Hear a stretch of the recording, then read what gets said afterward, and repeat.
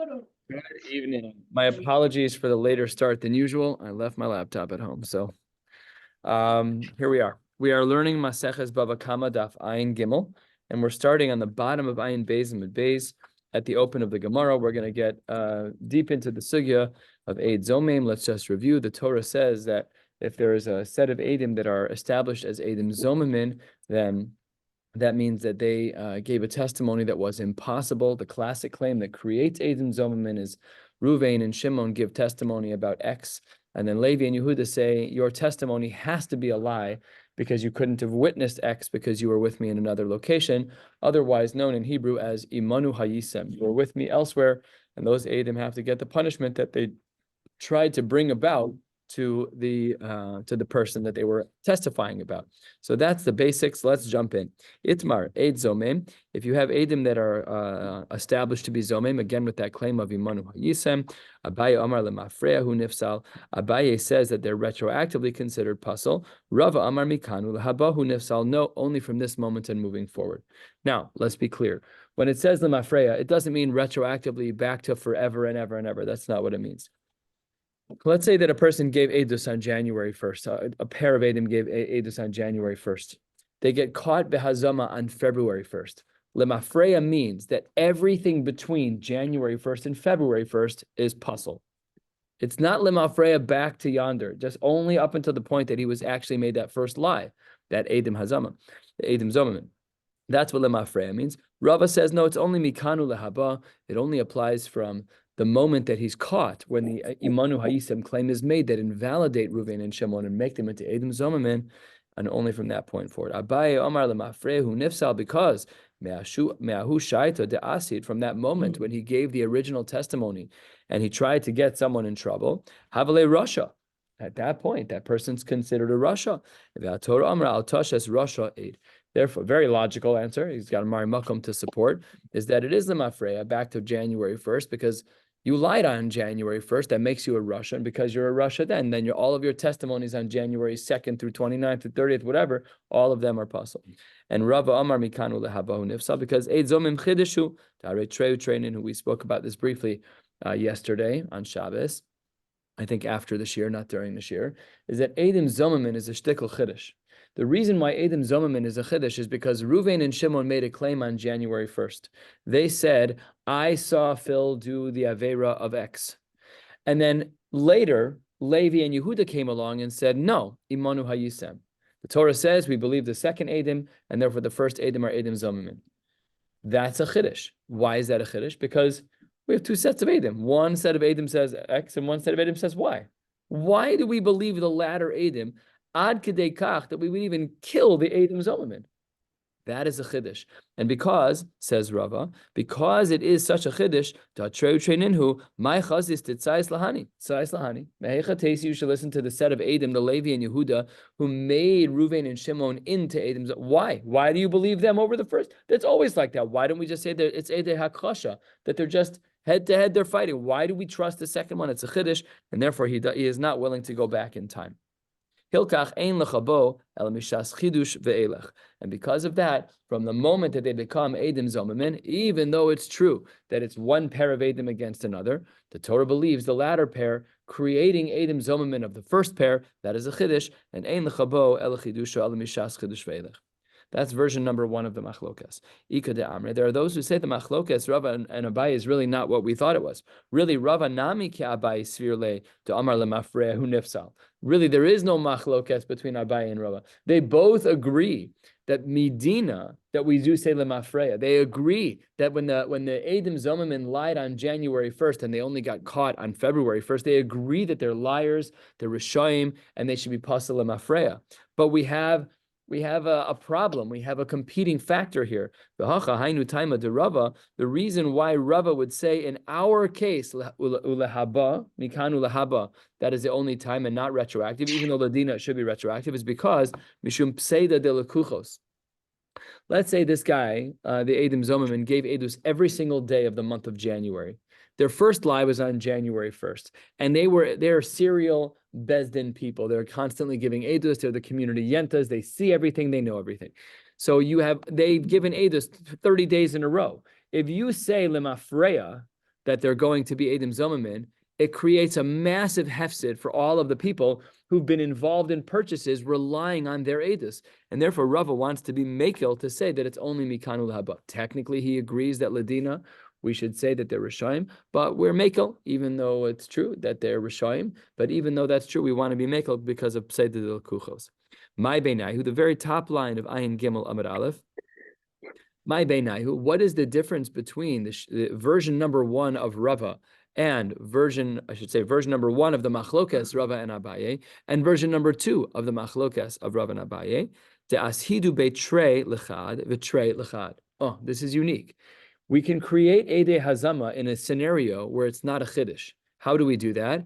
When Levi and Yehuda say that Ruvain was with me, because that's not 2 against 2, that's 2 against 1. And when Yisachar and Zvulun say that Shimon was with me, then it's not a regular case of Edim Zomamin, it's 2 against 1, and therefore there's no Chiddush, and that's one reason why we would have a difference between the 2 approaches.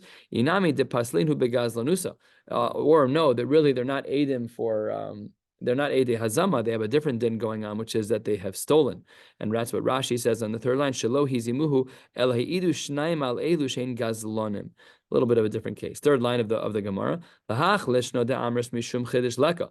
According to the approach of Rava, in the first version of the Gemara, that he said it's only mikanu lahaba because ein l'chabo l'chidusho mishas chidush ve'elech. Therefore, we don't do retroactive. Well, leka here there is no chiddush because the only time there was a chiddush is when it's Ruvain and Shimon against Levi and Yehuda.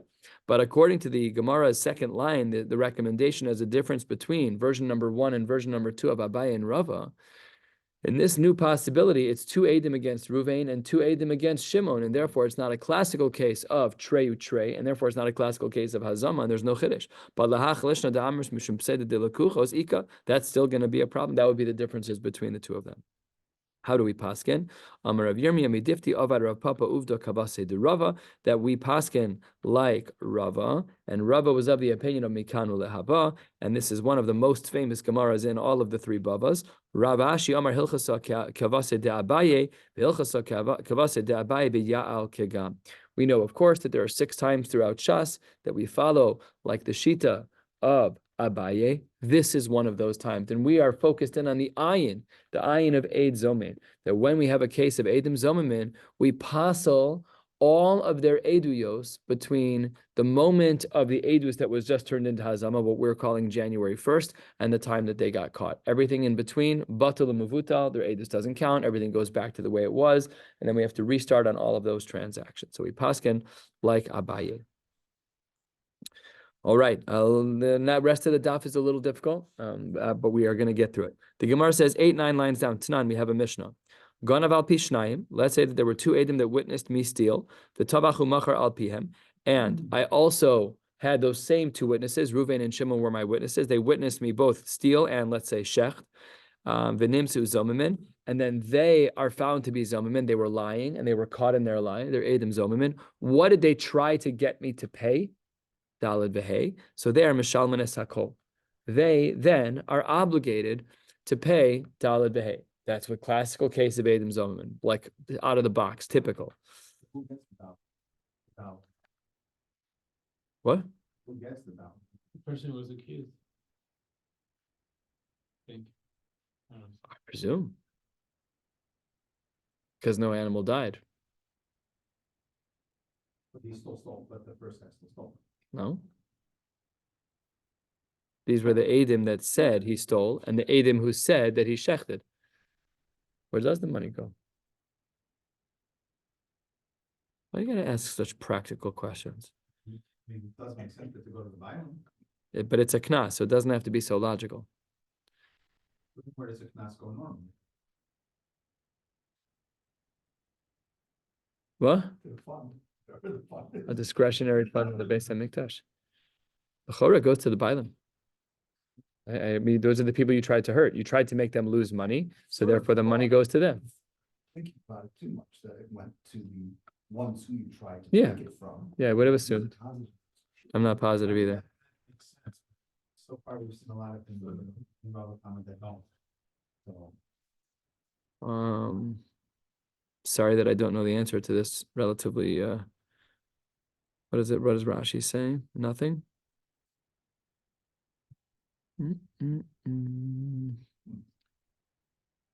I don't know. I don't know. Good question. But let's assume for the moment that it goes to the Bailam. It's a reasonable svara because of the Original Bailam, but the people who were accused. the people who were accused. They are the original. I mean, there are no Bailam. The whole story was made up. And so there's nobody else to give the money to. It's either discretionary fund in the Beis Hamikdash, like a knas to Bezdin. I remember reading balance. Yeah, I think that's correct. One in theory would then might be accused because he's the only one who. Right. He's the only player. He's the only player. Okay. My lab, what about this case? Isn't it true, Shehidu al Hagneva, that this set of Edim first gave testimony on the Gneva, and then V'chazru v'he'idu al Tvicha, and then separately these Edim gave testimony on the Tvicha, V'huzmu first al Hagneva, V'chazro v'huzmu al Hatvicha. We're assuming that there was a lot of linear steps that took place here. We're assuming that first they gave testimony about the Gneva, only then about the Tvicha. They became Huzam about the Gneva, and only then about the Tvicha. Says the Gemara, this cannot be. V'isal kadaitach. If you want to say, like the opinion of Abaye, that things are lemafreya, so then, v'isal kadaitach lemafreya denifsal, hani kevan de'is zimu lehu ageneva. Once we determined, Ruvain and Shimon, who were claiming about me that I stole, once we found out that they were Huzam, then then if we find out that they were lying about the Geneva on, let's say, February 10th, then when they gave the Edus on February 1st about the Tvicha, they were already Rishon. Yet our Mishnah says that that's not the case, that they're Chayav Daled Behei. Kasha on Abaye. It's Kasha on Abaye, because if it's true that the setup of our Mishnah is correct, that the Hazama of the Geneva happened before the Hazama of the Tvicha, so therefore it should be, had Abaye been right, that we would not have paid Daled Behei, because since you were Huzam on the Geneva, then the whole claim of Tvicha, you're a Rasha, you're a liar, and the Mafreya, you're done for. So therefore, Kasha, Amai Mishalman Tvicha. Why? This again, continuation of the question. Why then would there be any Tvicha? So the Gemara responds that this is not a kasha on Abaye. We're a third of the way down on Ayin Gimel Amid Aleph Amar Amre. We say Hacha b'maya skinan. What must we be dealing with? Where it was the opposite, where the Hazama wasn't first on the Gneva, but Kigon Shehusmu al Hatvicha Tchila. But where first the status of the Huzam happened with the Tvicha. Says the Gemara, that is not a good argument, because Amre, either way, sof, even if it was Hazama on the Tvicha first, they were still, in the end, Huzam on the Gneva. Sof, ki hadre mitzime agneva, iglay milsa dechiasahadu atvicha psulin habu. It's still the case that if the Hazamos both happened after the Edus, then when, in fact, they gave their Edus on the Tvicha, they still should not have been chayav. Amay mishalim atvicha. After all, we now know that he was Huzam with the claim of Gneva, which means that there is no Daled Behei. Kashi again on Abaye. The Gemara says, you're right. The way you've understood this Mishnah is would have been a kasha, but you've misunderstood the Mishnah. This Mishnah that we learned at the 2 dots, 9 lines down, where we said that he tried to be mazimi on the Geneva and on the Shchita Yischayev Daled Behei. That's not like you said that he was giving edus in separate chunks.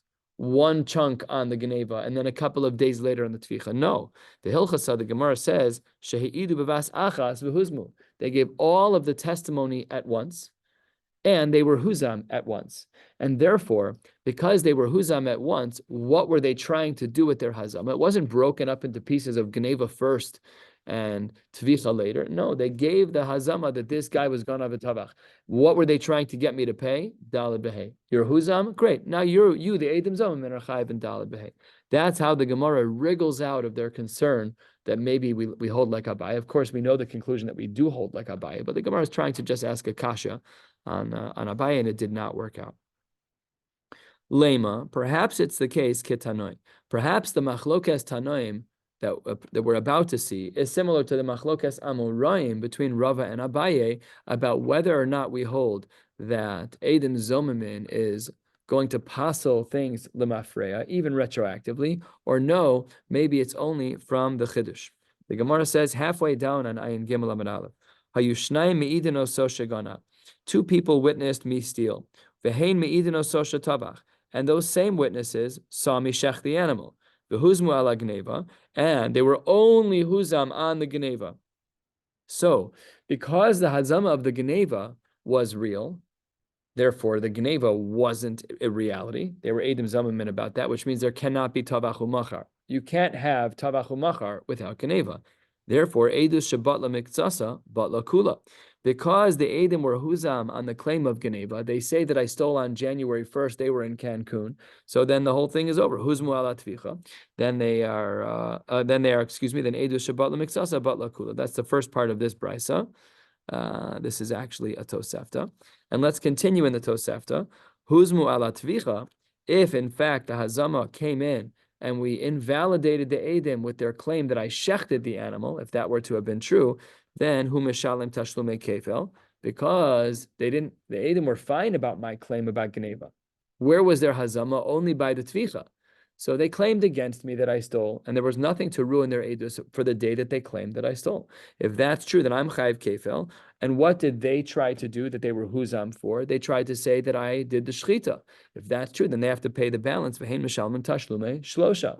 So of the 5, I pay 2 as the ganav. They caught me red-handed, but they tried to add to that I also stole. Says the Gemara. Therefore, they, because of the din of hazama, they have to pay 3. This is the Tanakama. And this brisa, this Tosefta, as we'll soon see, is a little difficult to understand, and we're going to carefully pick it apart until the top of the next page. Amar Rav Yossi b'med dvarim amurim. Rav Yossi argues on the Tanakama, and he qualifies it. When is it true what you say, that we distinguish between the edus of Geneva, where I pay 2, because the edim who gave the edus on Geneva were not invalidated, versus the edus of Tvicha, where they were huzam, and therefore they paid 3. That's only true b'shtei edios. That's only true with 2 different eduyos. We don't know what this phrase means yet, but we will learn what it means by the bottom of the page. Aval be'edus achas, if it was all done in one edus, and this phrase also we don't know what it means, then edus shebatla miksasa batla kula. Had it been 2 eduyos, then shapir, then I could understand the shita of the Tanakama, but it would not be true with 1 edus. So the Gemara asks 2/3 of the way down, Mai b'shtei eduyos, umai be'edus achas. What is it that you meant when you said, Rav Yossi, 2 eduyos versus 1 edus? The Gemara says, Ilema b'shtei eduyos, that we're talking about b'shtei eduyos mamish, 2 pairs of edim, b'shtei kitos.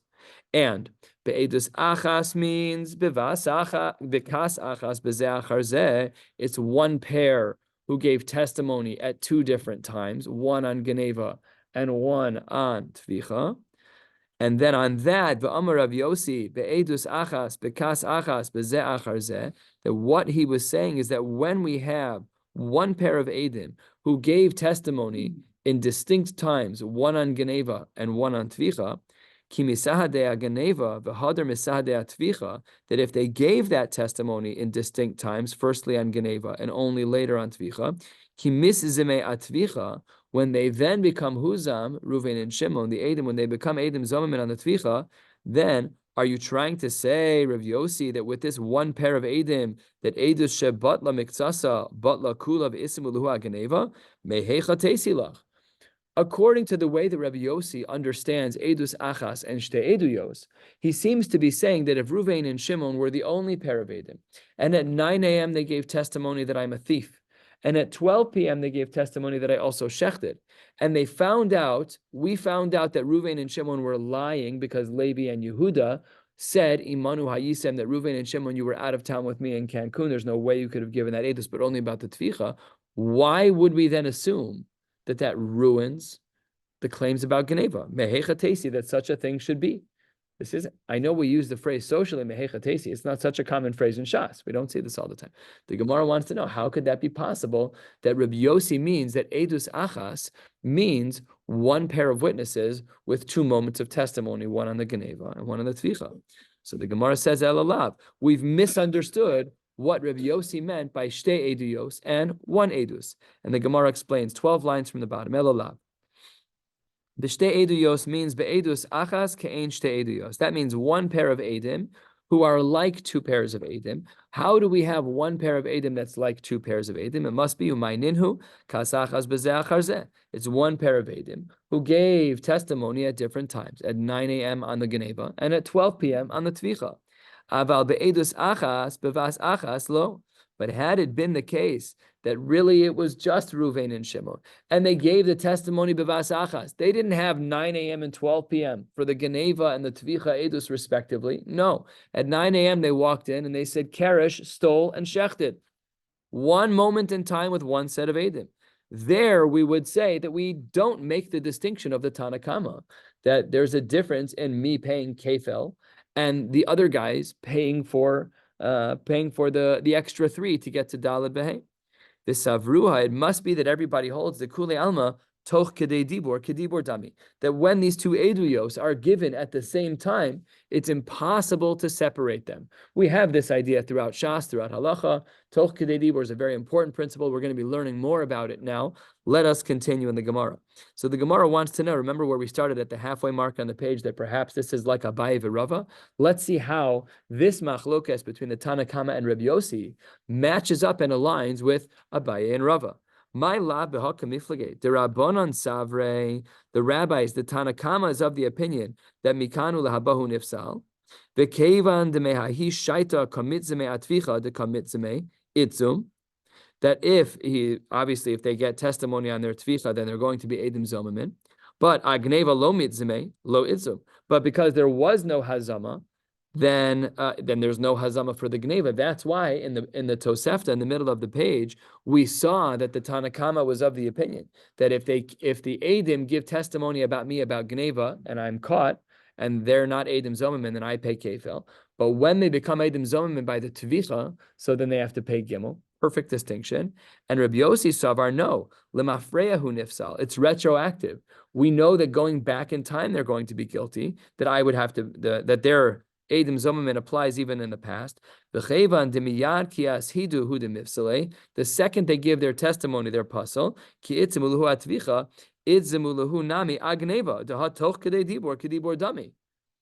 you're giving Eidim Zomamin about the Tvicha, and it's Toch Kedei Dibor, when I said Geneva and Tvicha, I said them at the same moment at 9 o'clock on the nose. I said I saw Phil, the Eidim say they saw Phil do Geneva. And at the next sentence, and we also saw him doing Tvicha.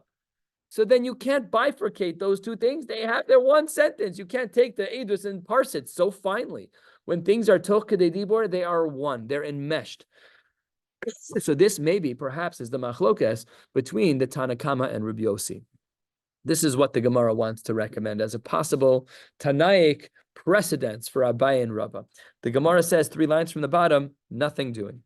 Amre, itoch kedei dibor kedibor dami. If you want to say that really, when two things are said in one fell swoop, that they're really one and the same, tekule alma lemafreyahu nifsal. Everyone would have to agree that if you said two things, Geneva and Tvicha, and we nailed you on the Tvicha, it also means we nailed you on the Geneva because there are two things said in one time.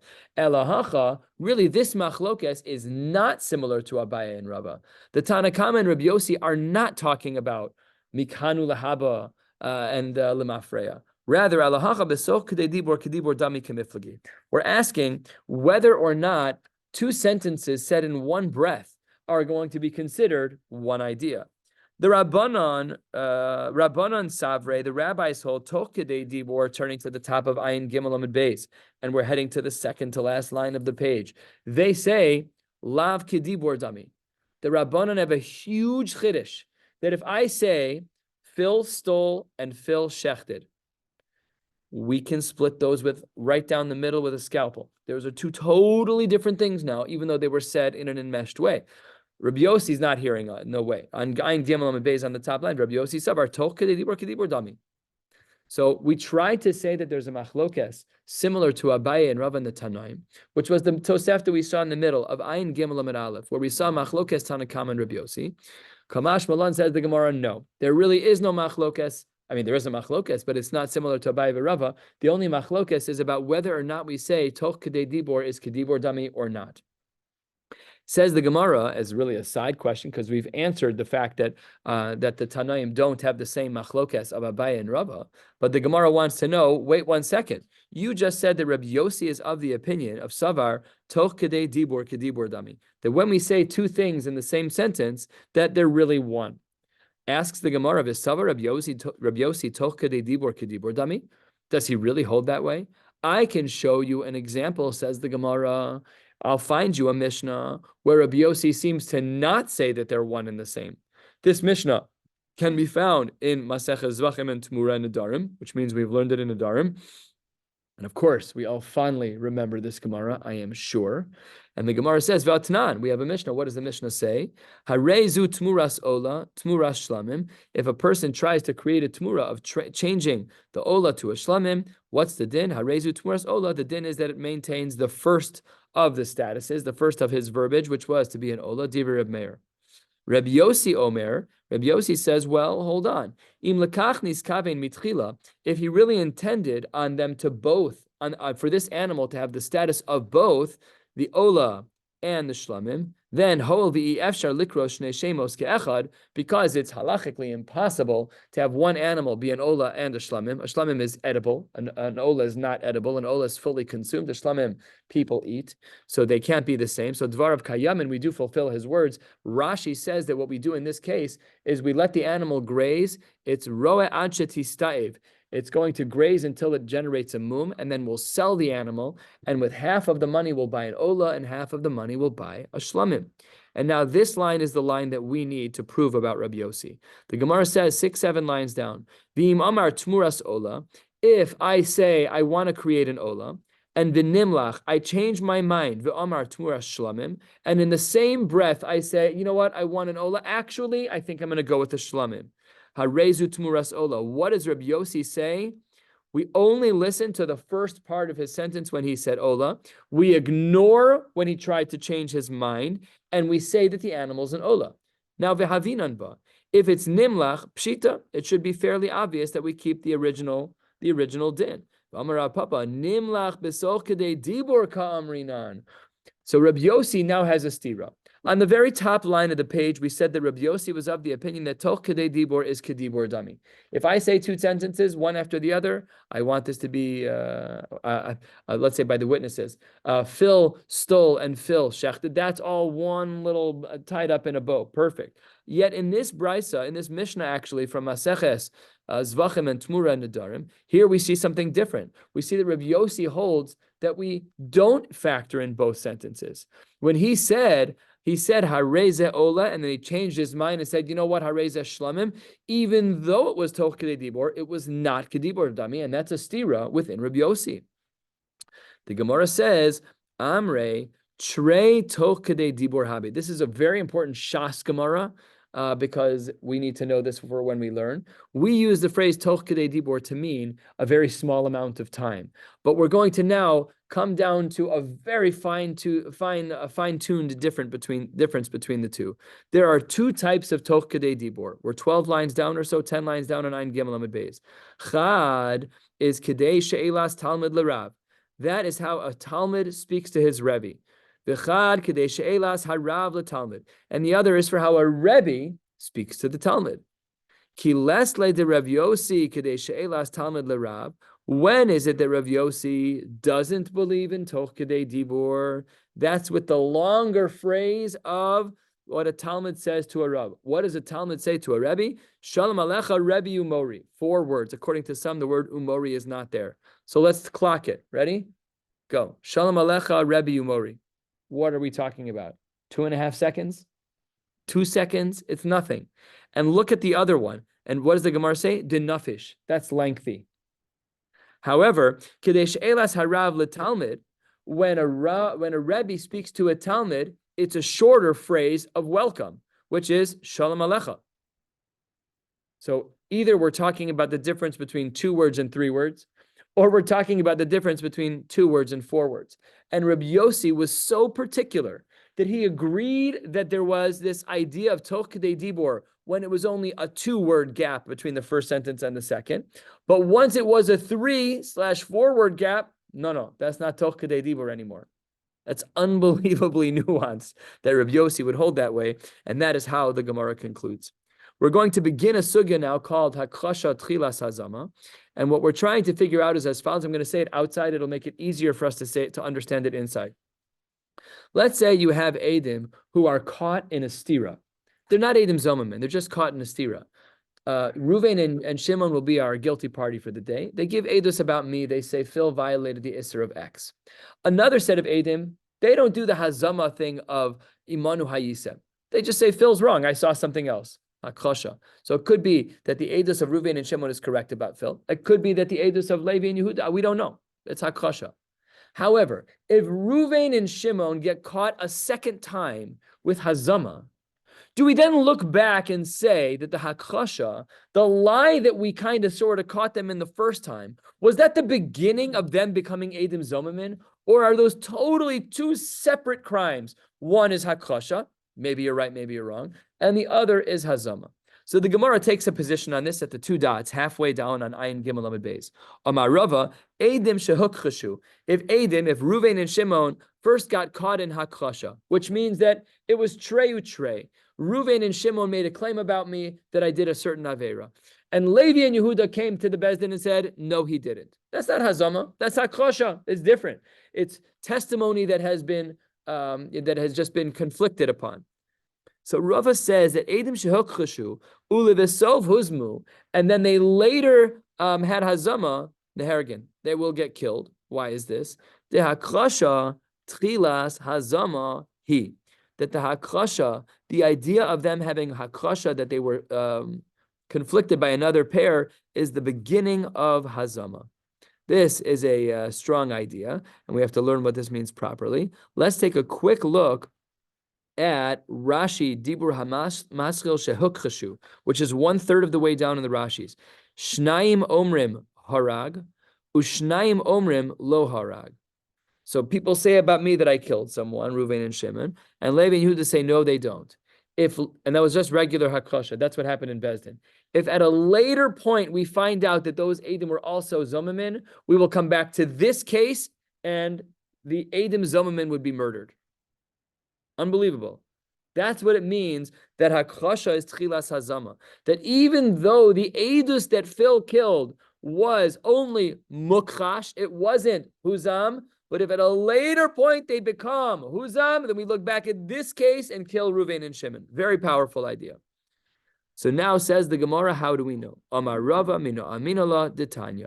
We have a very complicated brisa that really requires time. I will do my best to be clear. Please ask questions if I'm not. Detanya, me'idani, I give testimony be'ish ploni about a man. Let's call him Reuven. Shesima es ein avdo. He did two things. He blinded his eved. The hipil es shino. He also knocked out one of the teeth of his eved.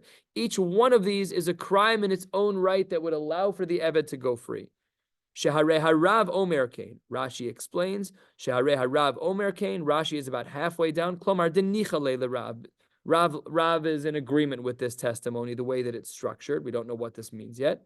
And then those who were me'idani, that Reuven blinded his eved and broke one of his teeth. Then those Eidim who said that, Reuven and Shimon, I should say, Levi and Yehuda who said this about Reuven, Levi and Yehuda were nimtzeu zomamin. What's the din? Mishalmin dmei ayin le'eved. They, the Eidim zomamin, have to pay the cost of an eye to an eved. Why is that? Why do they have to pay the cost of the eye? Because what was their testimony? The testimony was shesima es ein avdo. They tried to say that the animal, that the eved, went free because his eye came out, and then only later did his tooth come out. And they were hukash. They have to pay dmei ayin le'eved. We don't know why. We have to figure out why. Hey chidami, the Gemara says 2/3 of the way down. How do we understand this very complicated brisa? The Gemara says, if this Mishnah, this brisa is as it seems, it's not a brisa. Oh yeah, if this brisa is as it seems that there's only one pair of edim, deleka kasachrina, then why would you say mishalman dmei ayin le'eved? Why would you say that we pay the money of the ayin to the eved?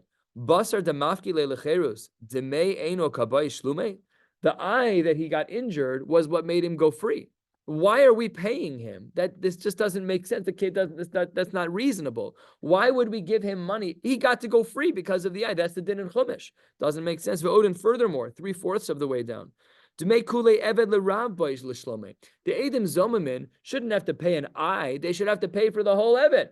Because once we found out that they were Eidim Zomamin, they claimed that I, as the owner, poked out the eye of my eved and I should lose the whole eved. So what's this Zomamin? Pay me back my eved. What do you mean? You have to pay me for what I lost, for what you tried to make me lose. The Odin, furthermore, Share Harav Omer Kane, why would the master be okay with this kind of a claim?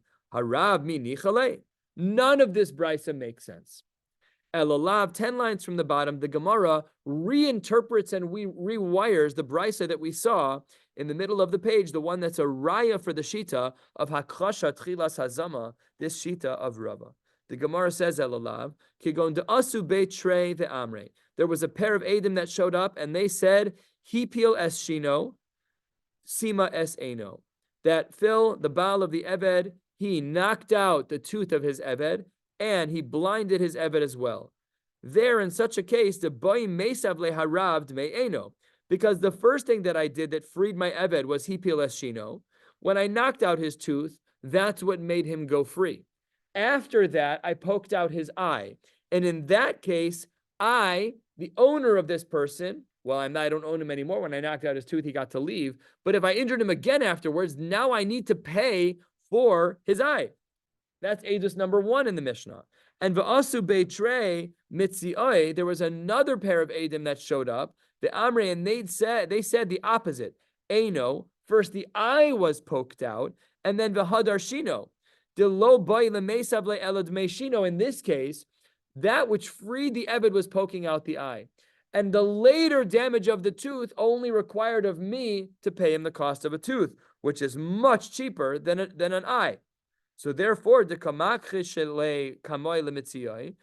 we see this stira.